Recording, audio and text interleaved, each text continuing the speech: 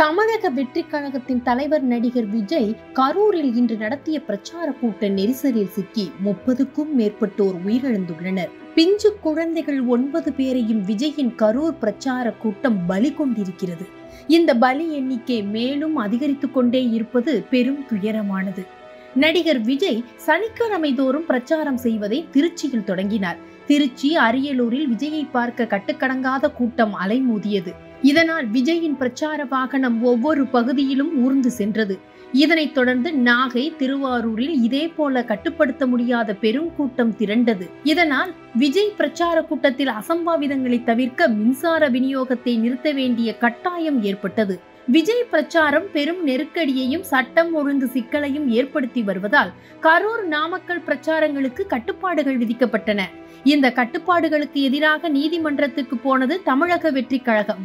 விஜய் பிரச்சார கூட்டத்துக்கு கர்ப்பிணி பெண்கள், கை குழந்தையுடன் இருக்கும் பெண்கள், முதியவர்கள், உடல்நலம் சரியில்லாதவர்கள், பள்ளி குழந்தைகள் மற்றும் மாற்றுத்திறனாளிகள் ஆகியோர் நேரில் வருவதை தவிர்க்க வேண்டும் என தொடர்ந்து அறிவுறுத்தப்பட்டு வந்தது. இந்த நிலையில் கரூரில் விஜய் பிரச்சாரம் இன்று செப்டம்பர் 27ஆம் தேதி பகல் 12 மணிக்கு நடைபெறும் என நேரம் ஒதுக்கப்பட்டிருந்தது.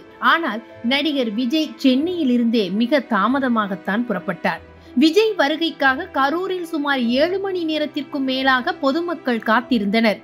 விஜய் தன்னுடைய பிரச்சாரத்தை இன்று இரவு முடித்ததும் அனைவரும் ஒரே நேரத்தில் அந்த இடத்தை விட்டு வெளியேற முயன்றதால் மிக பெரும் நெரிசல் ஏற்பட்டது. இந்த நெரிசல் தான் இப்போது கரூர் மாநகரம் முழுவதும் மரண ஓலங்களாக நெஞ்சை பிசைய வைத்துக் கொண்டிருக்கின்றது. கரூர் விஜய் பிரச்சார கூட்ட நெரிசலில் சிக்கி கொத்து கொத்தாக உயிரிழப்புகள் ஏற்பட்ட செய்திகள் முதல்வர் ஸ்டாலினுக்கு கிடைத்த போது மிகவும் அதிர்ச்சி அடைந்தார். உடனடியாக அமைச்சர்கள் KN நேரு, மா சுப்பிரமணியன், அன்பில் மகேஷ் ஆகியோரை கரூருக்கு அனுப்பி வைத்தார். முன்னாள் அமைச்சர் செந்தில் பாலாஜி கரூர் மருத்துவமனைகளில் உயிரிழந்தவர்களின் குடும்பத்தினருக்கு ஆறுதல் தெரிவித்தார். விஜயின் பிரச்சார கூட்டத்தில் ஏற்பட்ட பெருந்துயரத்தை தொடர்ந்து முதல்வர் ஸ்டாலினும் ஞாயிற்றுக்கிழமை அதிகாலை, அதாவது நாளை அதிகாலை கரூர் செல்கிறார். இந்த துயரத்துக்கு நடிகர் விஜயின் மிக பெரும் அலட்சியம் காரணமாக சொல்லப்படுகிறது. கரூரில் பெரும் எண்ணிக்கையில் மக்கள் கூட்டம் கூடியிருக்கின்றனர், பல மணி நேரம் காத்திருக்கின்றனர் என்ற தகவல் விஜய்க்கும், புசி ஆனந்த், ஆதவர்ஜுனா ஆகியோருக்கும் தெரிவிக்கப்பட்டது.